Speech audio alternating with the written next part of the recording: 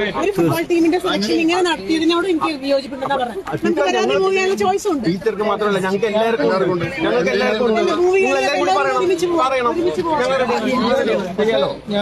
Alathur sub ജില്ല ഫുട്ബോളിന്റെ selection taste നടന്നുകൊണ്ടിരിക്കുകയാണ്. ഇപ്പം നോക്കിയാൽ കണ്ട ഗ്രൗണ്ടിൽ ഒരു മാർക്കിങ്ങോ അല്ലെങ്കിൽ കുട്ടികൾക്ക് വേണ്ട അടിസ്ഥാന സൗകര്യങ്ങളോ ഒന്നും ഇല്ലാതെയാണ് ഒരു സെലക്ഷൻ ടേസ്റ്റ് നടത്തിയിട്ട്. ഇന്നലെ മാത്രമാണ് കുട്ടികൾക്ക് ഇൻഫർമേഷൻ പോലും സ്കൂളിലെത്തിയിട്ട് നമ്മുടെ എഡ്യൂക്കേഷൻ ഡിപ്പാർട്ട്മെന്റ് ഭാഗത്തുനിന്ന് ഇത്തരം ഒരു കോമ്പറ്റീഷൻ നടത്തുന്നത് കുട്ടികൾക്ക് ഒരു നല്ല ട്രയൽസ് മൂലം ഒരു നല്ല ടീമിന് തീർച്ചയായിട്ടും ശരിയായ കാര്യമാണ് പറയുന്നത്. കാരണം പറഞ്ഞാൽ ഒരു ഫുട്ബോൾ ഗ്രൗണ്ട് പ്രത്യേകിച്ച് കുട്ടികളാണ്. കുട്ടികൾ ആ ഗ്രൗണ്ട് കണ്ടാൽ തന്നെ അറിയാം. നേരെ കുടിക്കാൻ വെള്ളം പോയിട്ട് നേരെ പറഞ്ഞ ഇരിക്കാൻ പോലും സാധിക്കില്ല. ഒരു തണൽ പോലും അവിടെ ഇല്ല. ഈ ഓടി ചെന്നാൽ പിള്ളേർ ശരിക്കും അത് കാലൊക്കെ വഴുതി വീഴാൻ സാധ്യത. കൊച്ചു കുട്ടികളാണ്, എല്ലാ സ്ട്രെങ്തോ സ്റ്റാമിന ഇല്ലാത്ത കുട്ടികളാണെന്ന് കണ്ടാൽ അറിയാം. വീണാൽ മതി അത് രീതിയിലായിരിക്കാം.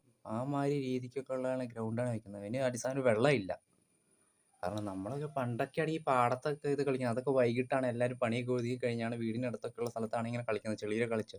അത് ന്യായീകരിച്ചുകൊണ്ട് ചില ആൾക്കാർ വരാൻ സാധ്യതയുണ്ട്. എന്നിരുന്നാലും അത് വേറെ ഇത് വേറെ. ഇത് വെച്ചുമ്പോൾ സ്പോർട്സിൽ ഒരു മുന്നറിയിപ്പും ഇല്ലാതെ അറിയിച്ചിട്ട് അവിടെ വന്നിട്ട് അടിസ്ഥാന സൗകര്യമൊന്നും ഇല്ലയെന്ന് പറഞ്ഞാൽ എവിടുത്തെ ഏർപ്പാടാണ്?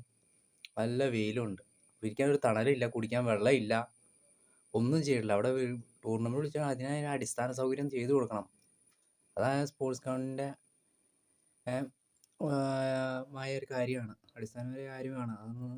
അത് ഒരു ഉത്തരവാദിത്തങ്ങൾ ഏറ്റെടുക്കേണ്ട സ്പോർട്സ് കൗൺസിലാണ്.